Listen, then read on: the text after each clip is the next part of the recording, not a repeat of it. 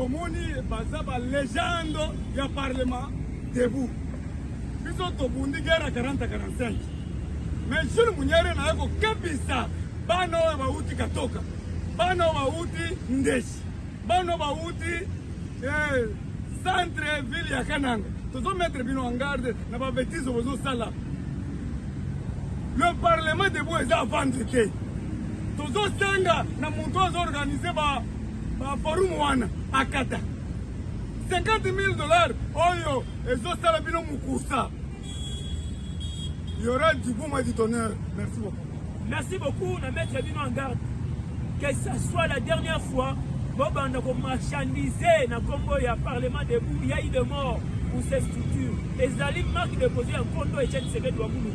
Sauf qu'il y a voté, otolobi kuya on fait ça moment solo pour y manquer la légende otolobi pilier il y a parlement debout nous vous mettons en garde il faut connaître le nouveau aussi et si là président Topé Kabongo message eza moko la loba na vidéo moko division à IDP c'est ça Topé Kabongo on a confirmé en pourquoi les parlementaires de rien que l'IDPS. C'est-à-dire, si on compte à parlementaire de vous, les gens, les icônes, il y a parlement debout.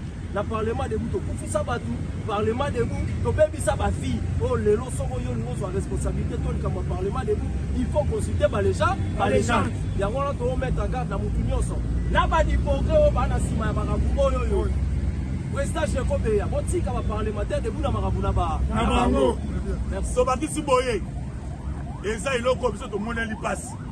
Tout ça, nous vivons. Donc, on a dit que la déclaration, tandis que Bisso Moko, un monument vivant, tout ça, nous en vie. Il y a d'autres biboyés. Les parlementaires de Boutolobaka, rien que l'IDPS. Les parlementaires de Boutolobakaïni, Bisso Badoyen. Mais tout le monde est ban, autre personne qui a un mot. Parmi comme ici, Cordon, parmi comme ici, porte-parole. Mais dans 4 fondements parlement debout, pas dans l'histoire. L'histoire est pas dans Bisso. Et dans Mikolozaï Koya, Bisso va doyen. Tu ressens la grande saut.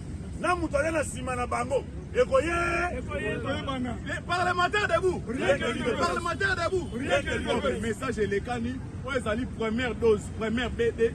Au courant ces menus, tous les légendes du Parlement debout, on s'est réunis pour faire sa mot d'ordre pour gérer les événements à venir. Et ça va monter.